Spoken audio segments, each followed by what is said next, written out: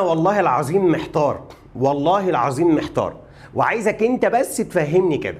خلاص، هل الاخطاء التحكيميه جزء من متعه كره القدم ولا لا؟ ده سؤال بس انا بساله كده لكل اصدقائي واصحابي الاهلاويه. امبارح في ماتش سيراميكا كليوباترا في ضربه جزاء، انا مش هخوض معاك في نقاش هي ضربه جزاء ولا لا، انا مفترض معاك 100% انها ضربه جزاء، الاعمى يشوفها، ولكن الحكم قرر انها مش ضربه جزاء. حلو، انت بقى من بعد المباراه سبت التشكيل السيء، سبت الاداء السيء، سبت اللعب اللي ما فيهوش لعب اصلا، سبت العقم الكروي اللي بيتقدم، سبت الزنا الكروي اللي بيتعمل، ومسكت في حته ضربه الجزاء، وبدات ان انت حضرتك تقول لي كلام كنت بتنتقده عليا. لما كان بيحصل حاجه لنادي الزمالك كنا بنقول يا جماعه في هنا يا جماعه مشكله، في هنا خطا تحكيمي اثر على سير المباراه، في خطا تحكيمي كارثي.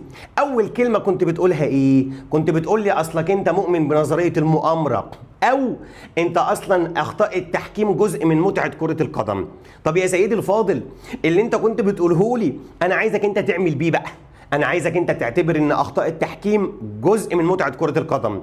وياما خدت ضربات جزاء وهميه واستفدت بيها وكسبت بيها بطولات، وياما اتحرم منافسينك من ضربات جزاء وكانت ممكن تفرق في سير المباراة. يعني معنى كده اخطاء التحكيم على الكل، عليا وعليك، فمش لازم حضرتك لما تتجرع من نفس الكأس تقول لي بقى اصلها مؤامرة، اصل البلد عايزة تدي الدوري للزمالك، وكأن الزمالك هو يا جماعة اللي خلاص ناقص له مثلا نقطة واتنين.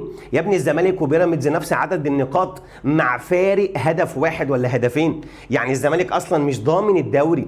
وبعدين الدوله عايزه تدي الدوري للزمالك وسايبه الزمالك بيغرق بقاله سنه ونص ولا سنتين. يا ابني الزمالك ما فيهوش فلوس، يا ابني الزمالك عنده 15 قضيه دوليه، يا ابني الزمالك بيعتذر عن بطولات لانه معهوش فلوس، بيعتذر اخرها عن بطوله السوبر في اليد، واعتذر عن بطولات في الطايره.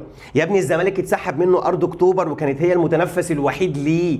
يبقى ازاي الدوله بتساعد نادي الزمالك؟ عايزك بس تشغل دماغك وعايزك ترد عليا، هنعتبر الاخطاء التحكيميه جزء من متعه كره القدم ولا مؤامره ولا هنعتبرها ايه؟ انا عايز احدد انا وانت آلية واحده نمشي عليها بقى، مسطره واحده عليا وعليك.